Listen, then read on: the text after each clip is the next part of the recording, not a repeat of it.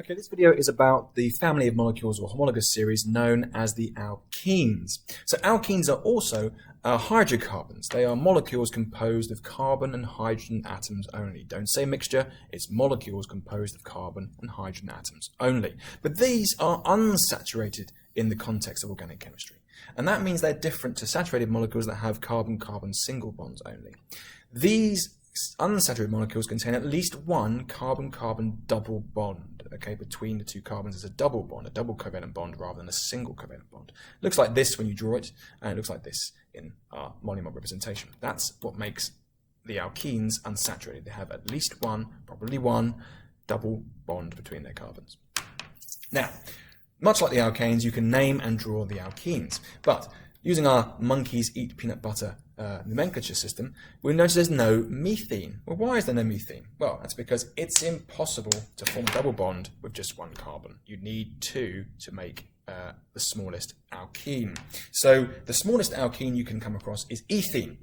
And again, the family name is ene, the homologous series name is ene, so they all end in ene. So it's ethene, propene, and butene. Eth being the prefix telling us it's got 2 carbons, prop 3 carbons, bute 4 carbons, and then the ene tells us it contains double bond.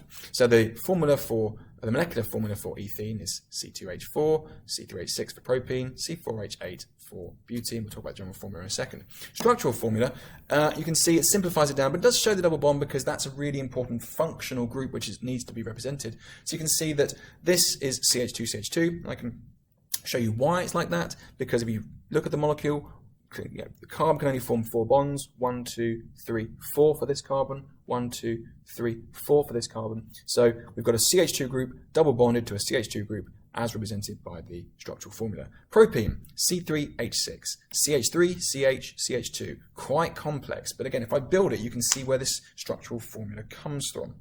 I'm just going to add in the extra group and then show you this in a model.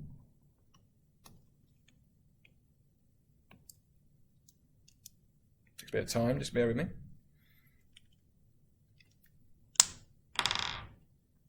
So here's our model, and you can see why it is CH3, CH, CH2. So here's the CH3 group, a carbon with 3 hydrogens attached at one end.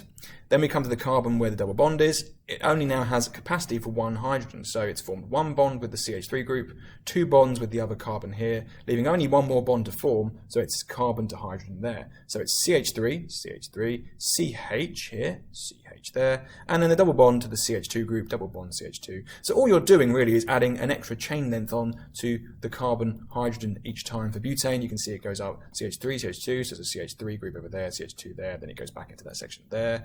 And display formula simply shows all the bonds. So again, that's how you draw and represent alkenes. Their general formula, C to the N, H2N, tells you that whatever you do to the carbons, you have to do times that by 2 to work out how many hydrogens would be in that molecule. So for example, C4, H8, C5, H10, and so on.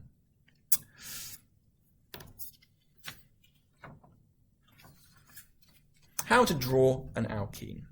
And as I say, this is the display formula, but this can be quite complex to draw. So I've tried to make it a bit easier by doing a tutorial on how to draw them properly. I would always start with the double bond in the middle, or in the middle of my picture straight away, because I can then just build off this to build the molecule. So say I was asked to draw propene. I would just draw a double bond carbon in the center of my page, and then think about how I'm going to make it become propene, which is C3H6. Well, I need another carbon first of all. And I'm all going to branch off this central section here. So I'm going to put a carbon, say, over here.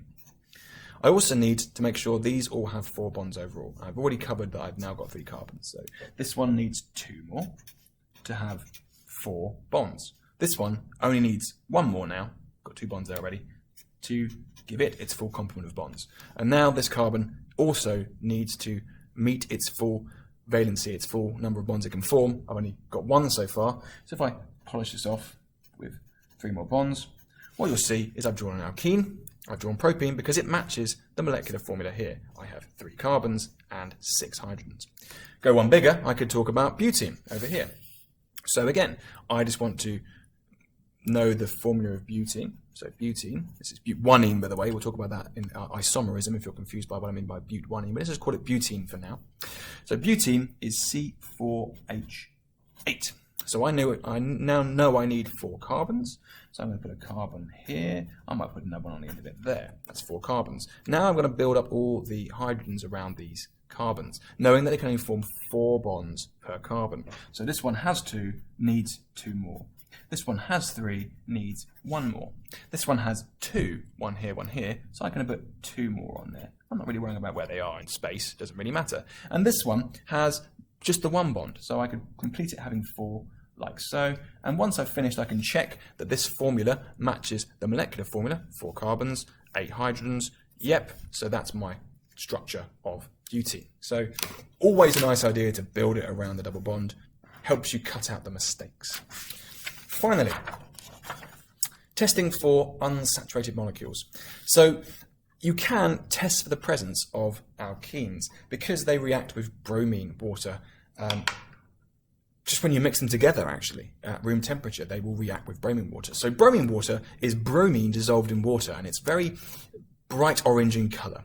So if I add, say for example, ethene, gaseous ethene, I shook it in a test tube with some bromine water, what I'd see is an addition reaction taking place, and I'd physically see a colour change. The ethene would react with the bromine in an addition reaction, and the bromine gets added in to the ethene, so these 2 bromine atoms add in, and the double bond breaks open to accept them.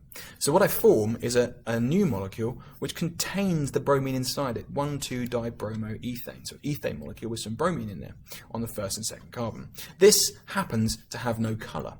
So the test for unsaturated molecules, the test for alkenes, is to add bromine water, because the bromine water, which is initially orange, will always turn colourless at room temperature under normal conditions in the presence of an alkene. If I had an alkane and there was no UV light around, if I had an alkane, this wouldn't happen. The alkane would we'd mix it with the bromine water and no colour change would occur. It would remain orange, there'd be no reaction. So if there's no reaction, it remains orange, you've got an alkane. If you add it with the alkene and it changes colour to colourless, or decolorizes, don't say clear, clear doesn't mean the same thing.